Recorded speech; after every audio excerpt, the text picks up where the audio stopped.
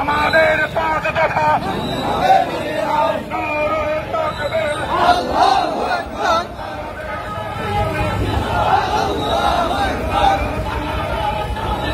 জিন্দাবাদ জিন্দাবাদ বাংলাদেশ আল্লাহু আকবার আল্লাহর আইন চাই, লোকের শাসন চাই সব লোকের শাসন চাই, আল্লাহর আইন চাই আল্লাহর আইন চাই, সব লোকের শাসন চাই